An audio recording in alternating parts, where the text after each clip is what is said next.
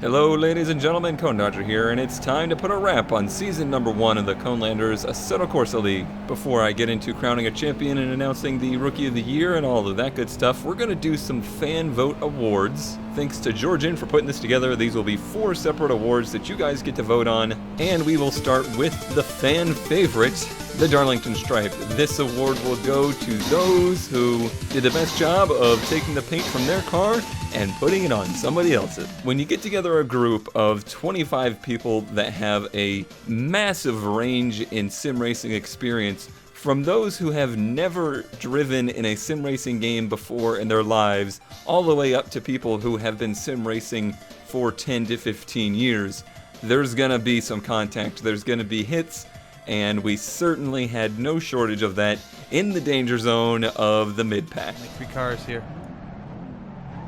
Oh dear. Alice, Sorry about Cooper. That was all me, I'm so sorry.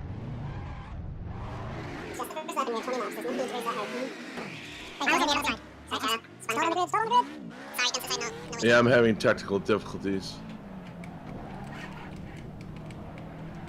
Sorry.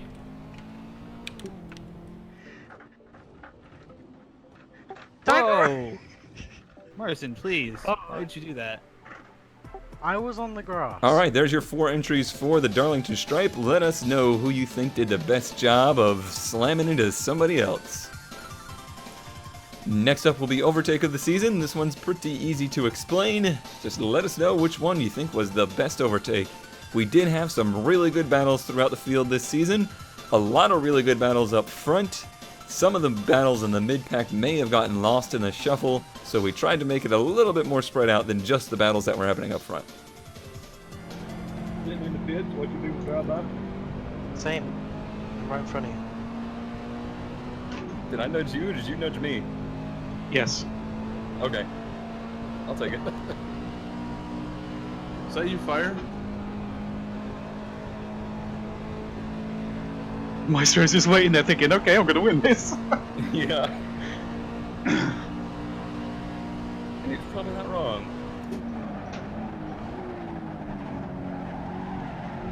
Oh, nicely done. Run up alongside of him here. And this is where I really impressed myself. Georgian was even surprised after the race. He's like, I had no idea how I held that line right here. I go to the outside. I'm right up alongside of him. I don't run wide or anything. I'm able to hold the line. I'm actually on the outside, able to take that, overtake him on the outside, which that is not a very good passing zone on this track. Damn it, Neon!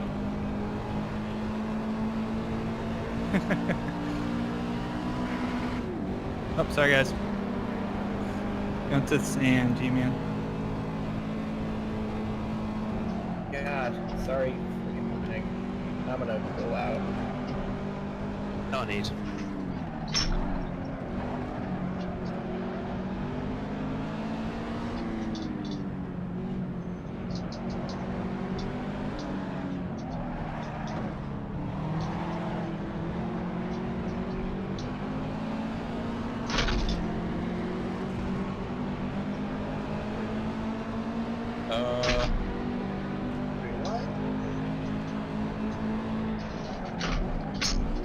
And Sharky takes the first. There you go, there's the 4 choices for Overtake of the season.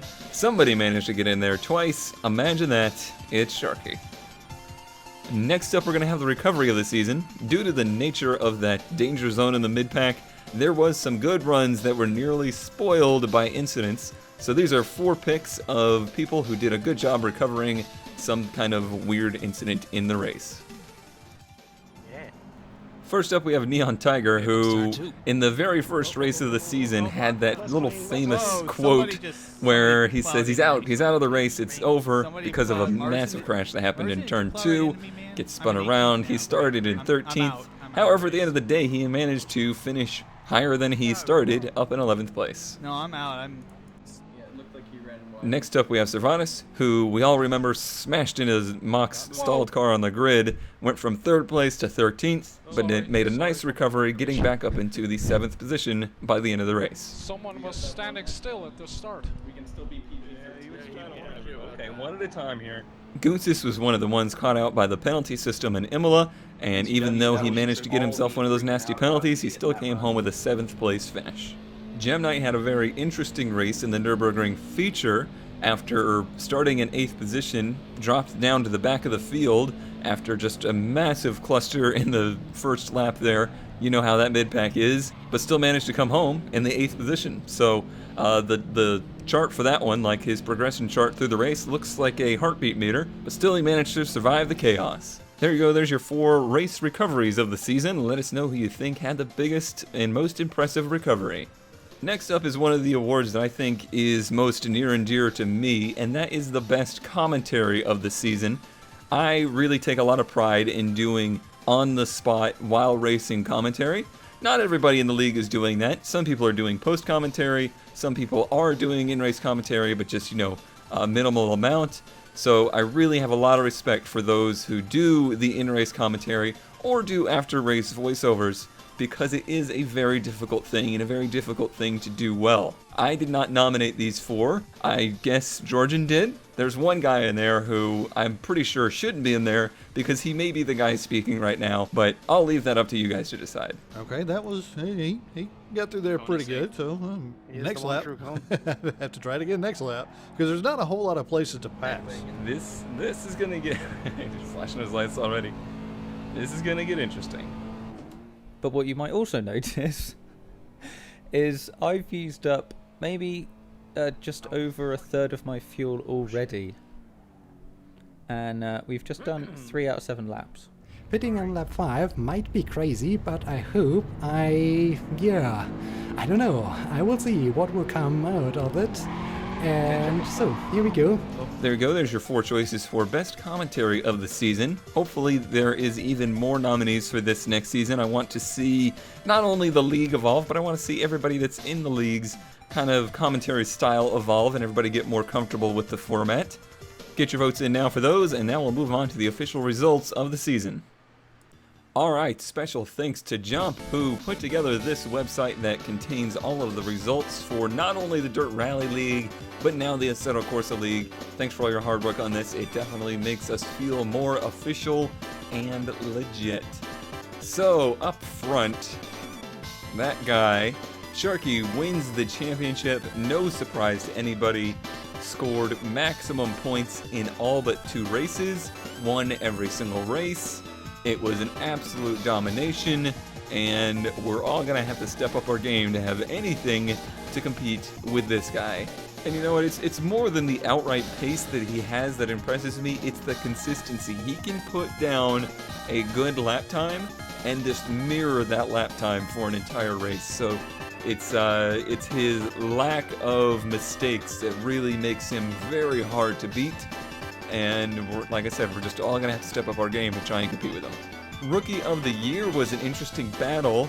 If Maestro had started the season, this may have looked very different, but he decided not to sign up at first because I'm not very good with car-to-car racing. I'm worried about it.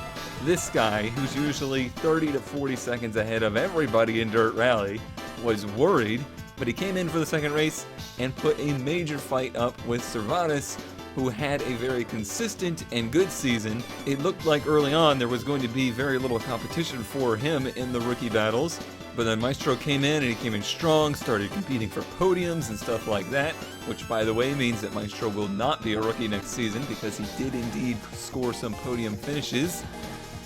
In the end, he did not score enough points in the Nürburgring Sprint race. That is the race that cost Maestro Rookie of the Year, and that one little mistake he made there is what turned the tables here. So Servatis ends up with the Rookie of the Year for the first season. Maestro will also promote himself out of rookies for next season, so the rookie battle will be even more intense now that those two have been knocked out, because if you look down below, there's a lot of rookies to battle for that Rookie of the Year next season. As well as who knows who will be joining us next season or who will be stepping up in this rookie field. I also want to give out some personal awards, people that I saw doing things that impressed me. Number 1 goes to 25, or Numbers. he gets what would be the consistency award. Now, obviously, myself, Sharky, even Spooky Squid, we're pretty consistent, but we were pretty consistent up front. 25 did something that is very difficult to do, and he avoided the Noid. He managed to survive in that mid-pack and be consistent, have good results every race, and that is what kept him very high up here in the 8th position in the end of the season. He will be one really hard to beat in Rookie of the Year for next season. Don't judge me that I made up that title, and I'm not that old. Shut up. The other one I noted for this season was from Mach 1 Fireman, who I thought was the most improved in the season. Another one that didn't join us for the first race, but then, kind of felt maybe a little out of place. He seemed very uncomfortable there in the second race in Valunga. But as soon as we got to Imola, he really seemed to get a lot more comfortable and consistent, stayed out of trouble, but also put in good pace. I was following him around at Imola one day and I was like, you've got really good lines around this track. And he was actually taking some very good lines around what is a very tough track, just not pushing the track limits enough to get the good lap times. But just from what I saw there, I was really impressed for as new as he is to this, just how good he was around the track. So I'm going to give Mach 1 the most improved for season number 1. Another one to look out for in that rookie battle for season number 2. No big off season here. We are headed into season number 2 of the Assetto Corsa Conelanders League. We did a lot of testing this previous weekend, mainly looking for a new car to use for season number 2. And what we narrowed it down to was either this, the ND Miata, which is the Club Sport Racer Edition, or the BMW E30 DTM car. The ND is a nice entry-level modern race car, and is, I would say, a natural progression from the GT86, versus the BMW is quite a bit faster, but has the early 90s kind of race car mentality of who needs brakes and just add more power, so it's a little bit more of a handful to drive. Great choices either way. We ended up letting Twitter decide, and the ND Miata is the one that won. There will be some format changes this season as we try to evolve and figure out how to do this whole league thing.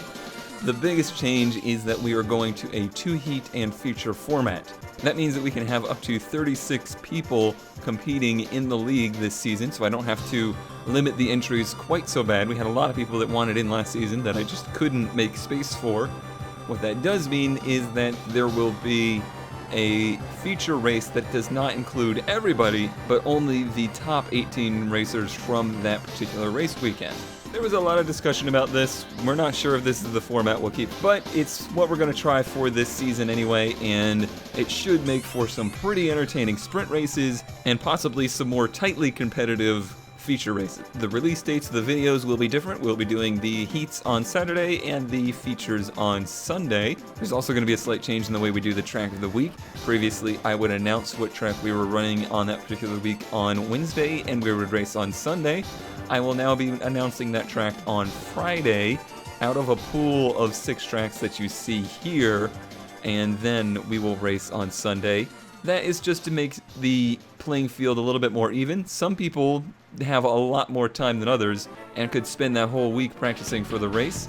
I want to give people the opportunity to test the car, so we all know what tracks we're going to run. So if you want to do testing with a car to get used to it, say you're a rookie, you're more than welcome to do so.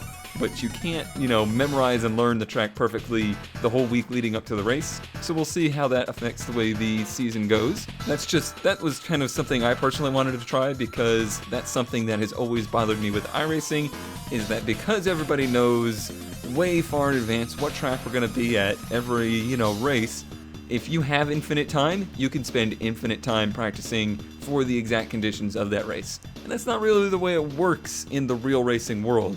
You arrive at the track, you get a couple practice sessions, a qualifying session, and you go out there and you race. So that's somewhat of the format I'm trying to make here, but also make it open to our many rookies who are new to this style of racing. Alright, I think that about wraps up season number 1 and announces season number 2. We have a very limited amount of entries left if you would like to try to get into season number 2. The link is in the description to the subreddit, and you can find the information there. thank you everyone for your support of this league. I think that people understand just what an undertaking it was, and everybody seems to be enjoying it and sticking with it, and is excited about how we can make it better for the future, and is offering suggestions and things like that. All we ask for really is a little bit of patience as we work some things out, and so far everybody has been very patient indeed, so thank you for that. Hope you're excited for season number 2. I know I am, and I will see you next time.